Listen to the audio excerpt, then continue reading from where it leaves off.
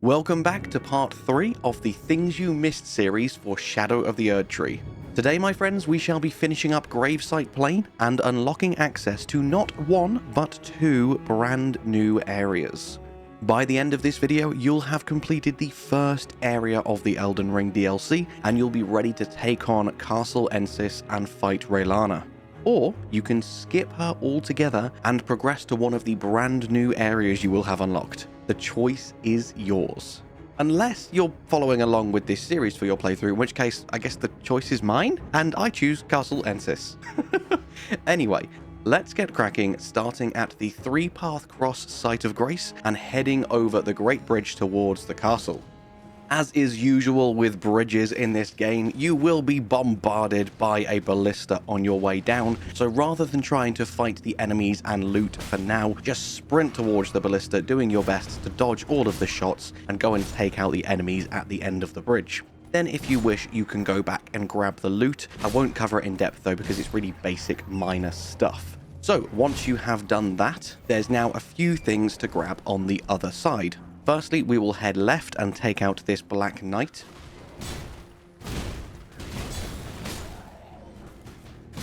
And once you've killed the other enemies in the area, in this tent, you can grab the Fire Knight's Cookbook too. Now head southeast to the other side of the camp, and once you've taken out the plethora of Perfumer enemies here, being very careful to do so because they really can pack a punch. You can now open the chest and loot the Fire Spark perfume bottle. Now head north and by this minor statue of Marika you can grab a Erdtree fragment, and now come to the big stairs leading up to the castle and activate the Site of Grace. We won't actually be going to the castle in this video, there is loads more things to do first. So next up we are going to head north towards a dungeon. Firstly, before you get too far, hang a right and drop down the cliffs. Then you can follow this path all the way down, being very careful to jump over the gap so you don't fall to your death.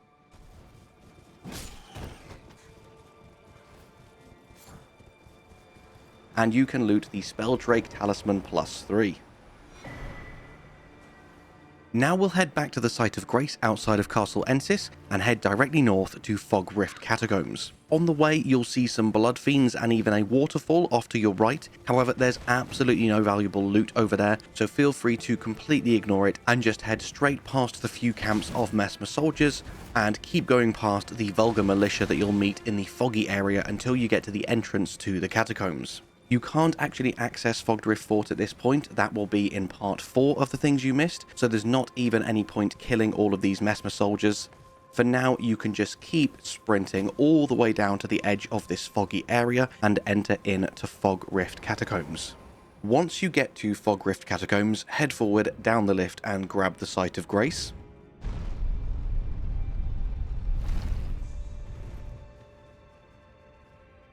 The first few rooms are pretty self-explanatory and there's no important loot, though you will encounter a new type of imp with a new helm that you can collect and also a new weapon.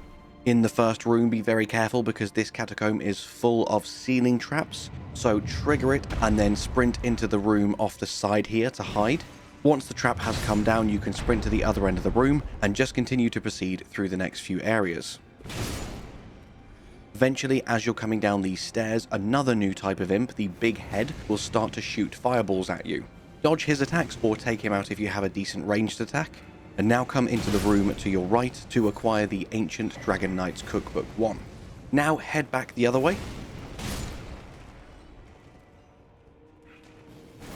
And you want to bait down this ceiling trap so that you can jump on top. Up here, be careful of another Big Head imp, and then you can loot the knot resin. Now, still staying up here, go through the walkway to the south, and once you've dealt with this necromancer, carry on going, and then you can take out the one that was shooting at you earlier as well. And finally, up the top of these stairs, you will be faced with 2 Mesmer soldiers, with another one waiting to ambush you round the corner just by the Black Knight. So try and bait out the other Mesmer soldier first, and now you're free to take out the Black Knight one-on-one.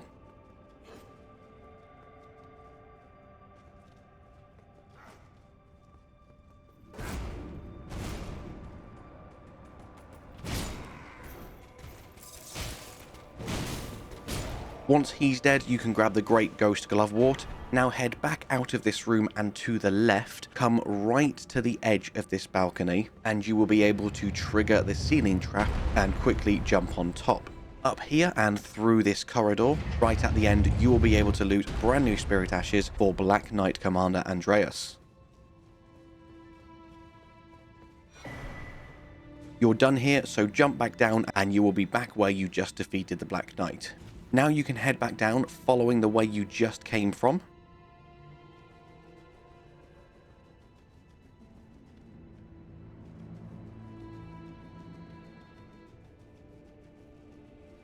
This time you're going to drop beneath the ceiling trap, and this way, once you have dealt with this imp, you'll see a ladder. There is absolutely no need to go up this ladder, it just takes you back where you came from, so bait out the ceiling trap once more and continue heading west down the next lift. Once you're in the next zone, be careful because there are no less than 4 imps waiting to ambush you. You can just run past them all if you want, but if you do take them all out, you can then loot this Radar Fruit.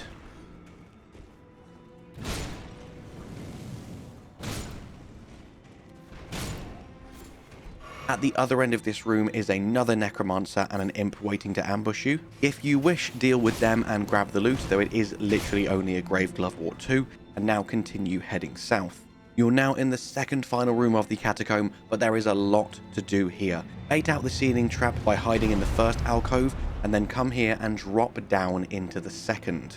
Down here you will see a Necromancer and a Sludge, however behind it is simply a Ghost Glovewort 4. Fun fact, during the preview build there was actually 8 Sludges there, so they have significantly reduced the pain of that particular area. Anyway, now, as we come into this next room, there will be 2 more Necromancers waiting to ambush you. And once they're dead and you have dodged the Sludges, you can now loot a brand new spell, Electrocharge. Grab whatever other loot you want, and now we can head north and up the ladder.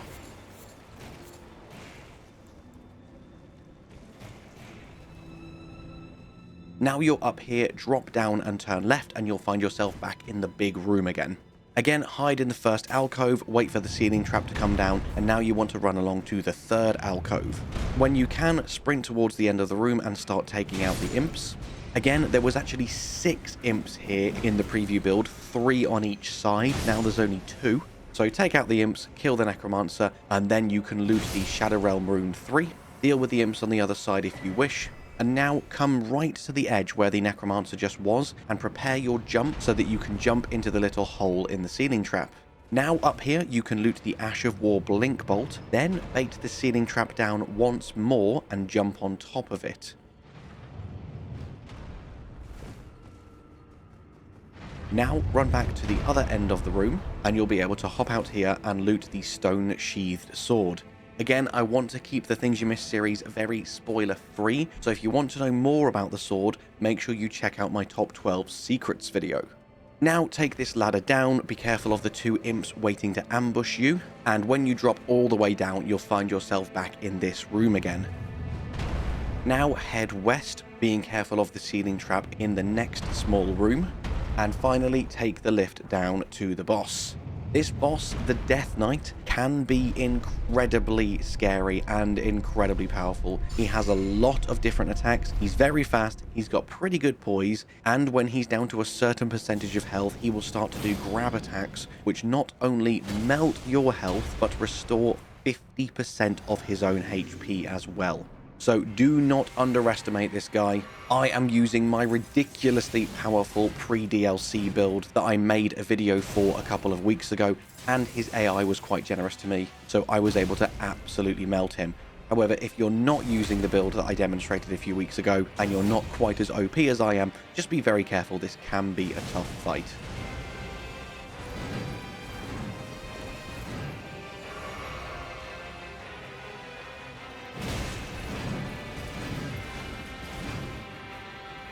Anyway, once he is dead, you will be rewarded with the Death Knight's twin axes and the Crimson Amber Medallion +3, and you are now done here. So once I finished having an excitement seizure from how well that boss fight went, let's progress on to the next part of the video. As I'm showing you on the map the next few places that we'll be going, please do also note that Fog Rift Catacombs is probably the longest and most confusing part of this section of the series. so don't worry, the rest of the video will be an absolute walk in the park now. So first things first, you want to head south, and you can pretty much ignore every single enemy if you want to, because there is nothing important missable round here. Start off by heading southeast slightly round the corner of this mountain, and once you've dropped down this small cliff, you can either clear out the camp if you want or just grab the item and run away. This is the spread crossbow, and I'll show it on the map for you now so you know exactly where I am.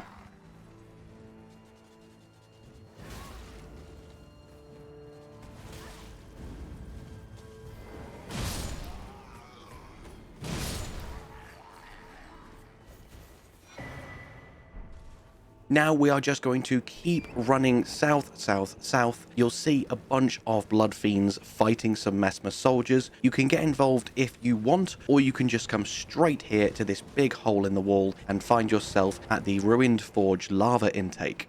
This is a much quicker, much easier dungeon than the Fogged Rift Catacombs, so let's make a start. You will encounter a new type of enemy here, and exactly as this note says, hit them where they're weakest. If you manage to hit them in the little red gem they've got in their arsehole, you will deal tremendous amounts of damage and stagger them almost instantly. However, please do be aware these enemies are very slow and very optional. So if you're finding them just a little bit too annoying because they hit like absolute dump trucks, just run around them, grab the loot and leave them to it. They can drop a fist weapon, the Golem's Fists, and it's good, but it's not worth the hassle of grinding these guys. For how tough they are, they don't drop many runes, their loot isn't that great, so kill them if you find it fun. I personally do, but don't worry, you can just ignore them if you don't like them. Anyway, as you see, these first few rooms are pretty nothingy, and there is only one straightforward path at the moment, so just keep following it, grabbing all of the smithing stones as you progress, and eventually you'll come to this big open room where you need to drop down. There's a ladder and also a ledge you can drop down onto. It all leads to pretty much the exact same place, so it doesn't matter where you drop down. Over in the corner here, though, you can grab the Greater Potentate's Cookbook 13.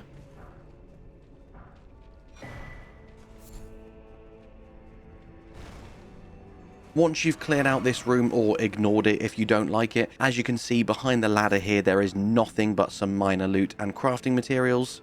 At the other end of the room, as you'll see if you turn left here, there is another one of these new enemies along with some minor loot just behind him. So clear that out if you want to, and then when you're done, head the other way through this door.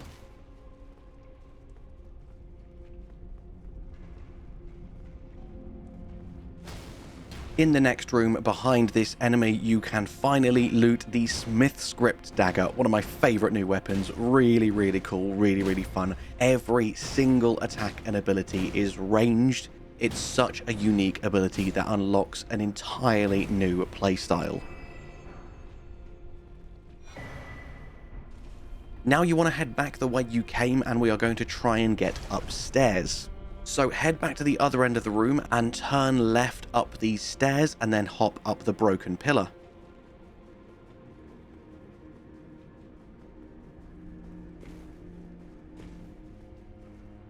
Jump up to the next walkway, and then at the other end of this walkway, if you want, you can grab some smithing stones. Then when you're ready, descend down this ladder.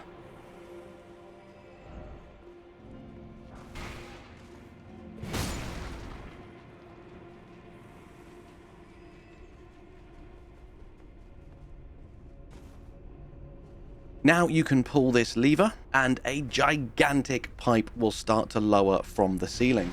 As we're climbing all the way up this pipe to the top, please note I go back to rest and replenish my healing flasks expecting a boss fight. In the Ruined Forges there is no boss fight, so I'll skip all of that and I'll just take you straight to the end of the forge now, because that is all you need to do.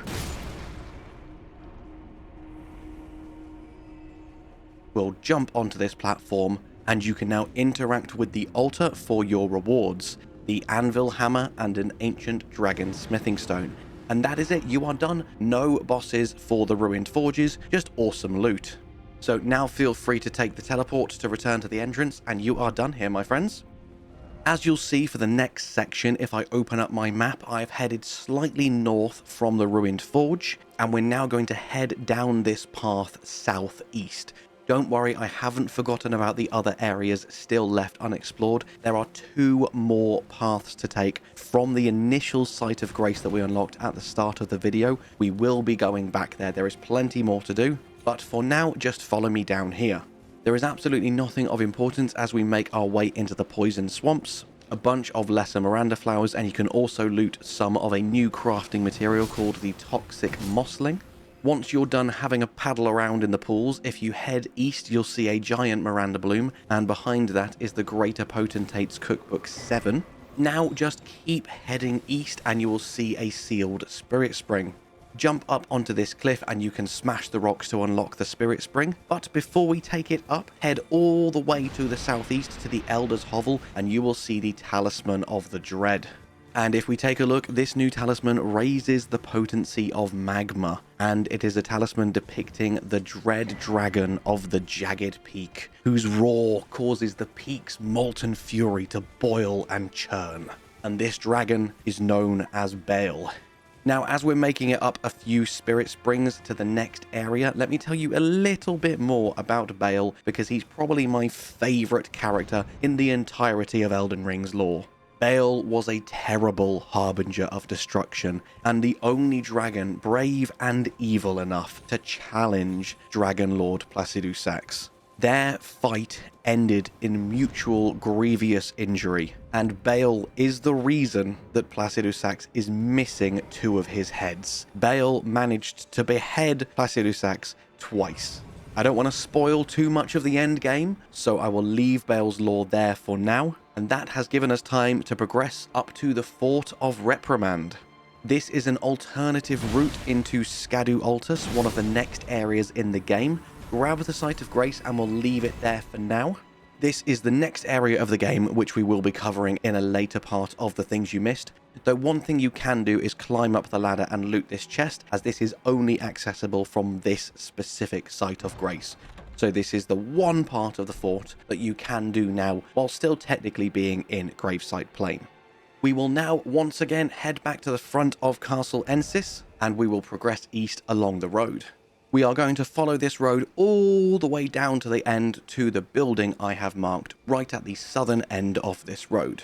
First things first though, before we get ahead of ourselves, at this miner camp you can loot a brand new weapon, the Swift Spear, and now we will just keep heading south.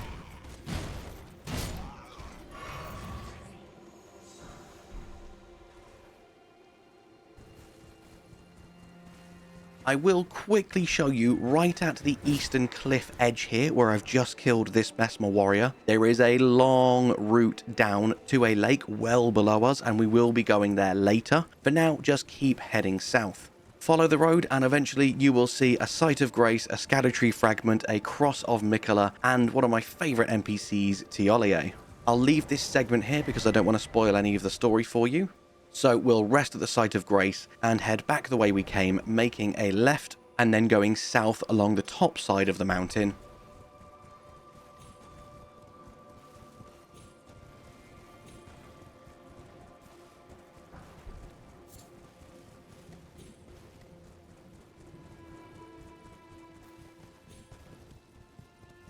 Through all of these spectral worm enemies until you hear this NPC start moaning. As soon as you speak to him, he starts screaming about Baal. But Igon, my friend, we will have a separate video dedicated to you. I don't want to spoil your story yet. The story of Igon and Baal in a dedicated NPC questline video. So for now, we will leave him be, grab this Site of Grace, and continue on with our journey. For now, we're going to head southwest, and before long, we'll be invaded by Ancient Dragon Man. Because this NPC has got such a ridiculous name, I genuinely thought it was a player at first. Then I saw how he fought and I thought, no, yeah, that's an NPC.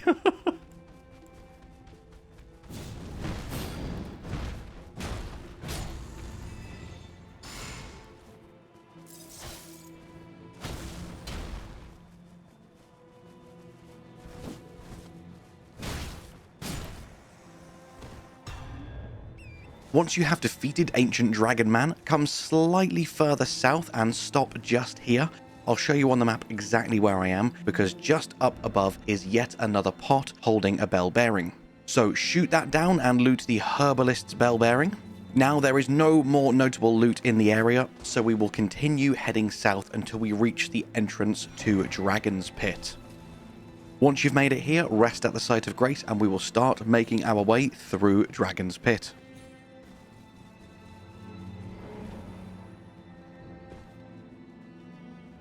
As we make our way down into Dragon's Pit, this is probably the first time in the DLC you will encounter the undead beastmen. There's nothing of note in the first few areas, and the route is also pretty self-explanatory, so I'll just blitz through the first few rooms.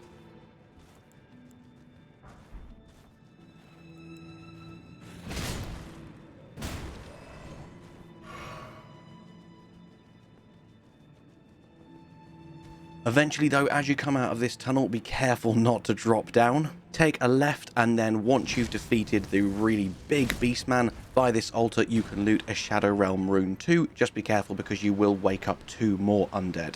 Once they're all dealt with, go back the way you just came and you can take out the guy shooting at you. Now you can go one of 2 ways. You can either jump out of the ledge here, or you can run around the corner and through the tunnel like I'm about to do. They both lead to the same location, just one is arguably safer than the other.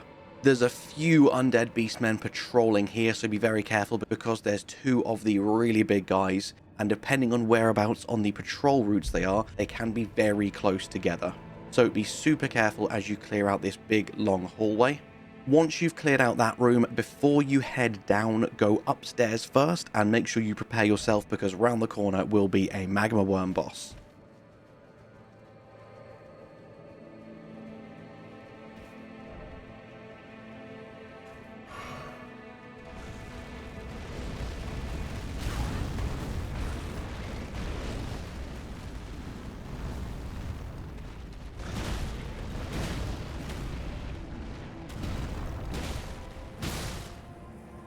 Once you've taken him out, you will get a dragon heart and an ancient dragon smithing stone.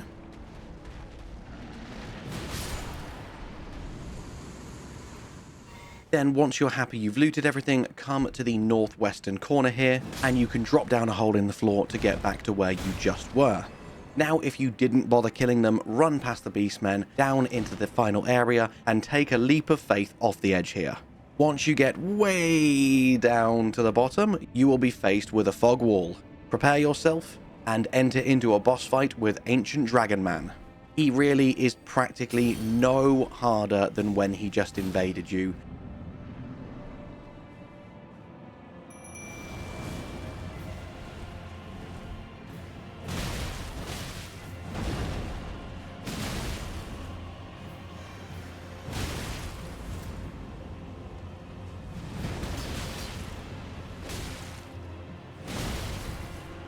Absolutely wipe the floor with him, and you will be rewarded with the Dragon Hunter's Great Katana.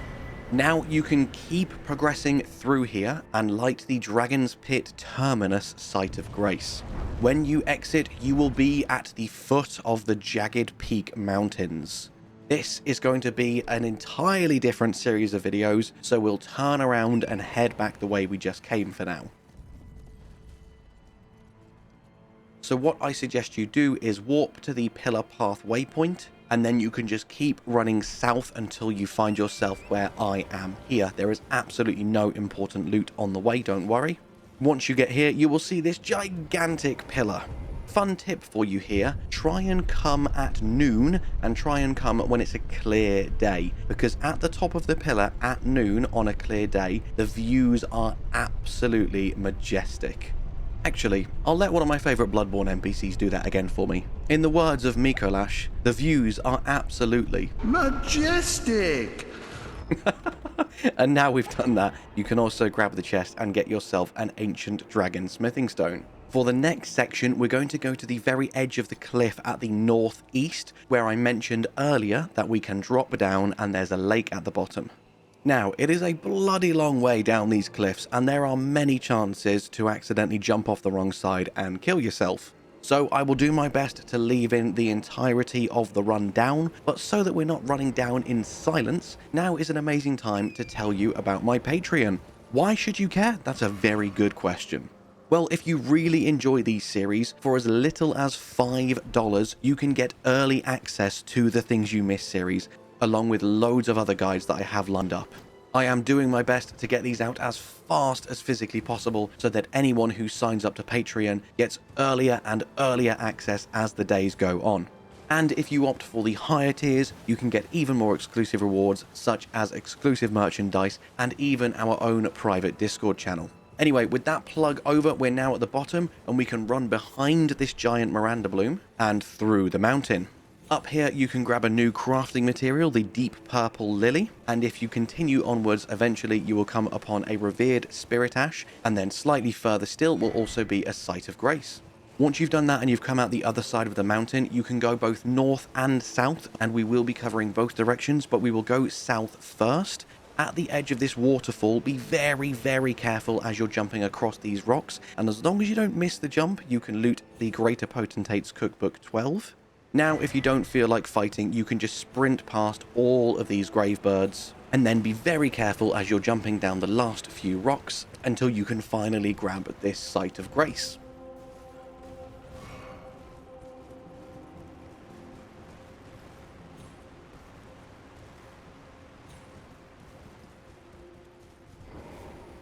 Now we will continue south even further still, being careful as we traverse down even more rocks.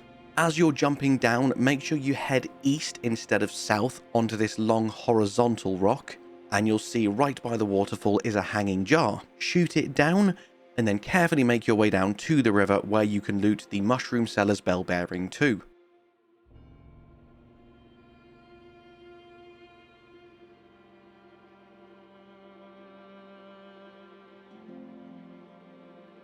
Now continue your journey south, past the Furnace Golem for now. We will cover him in a different video. Take him out if you want to, but I'll leave him until we start to cover the next area.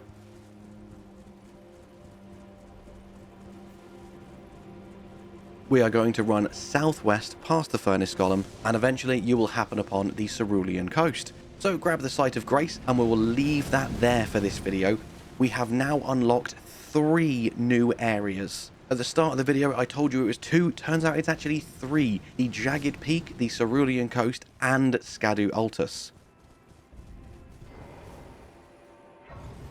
For now, head back to Ellac River Cave, and we are going to go north up the river this time.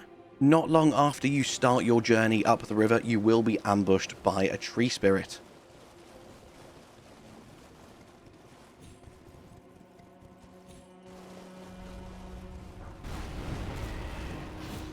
If you take him out, you'll be rewarded with a Horned Bairn, which is very similar to the Omen Bairn and the Regal Omen Bairn. And now, if you wish, you can literally just run up the river until you get to the end, because there is no notable loot until you get to the waterfall right at the very end. And you'll see as you go through this waterfall, there's a few enemies that you can just avoid if you wish, allowing you to loot the 2-headed turtle talisman.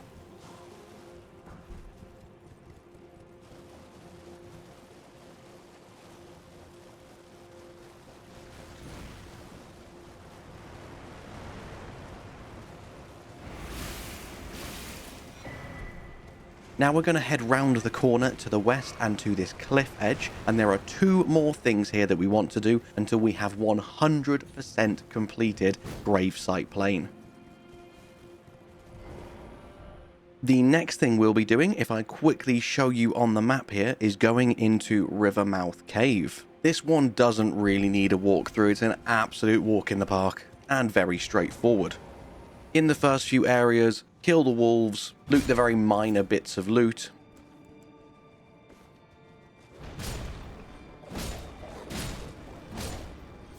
And eventually, as you make your way over a ledge, you will see this very suspicious item in the middle of this small room. Obviously, the floor is going to break. It's fine. This is the only way to go.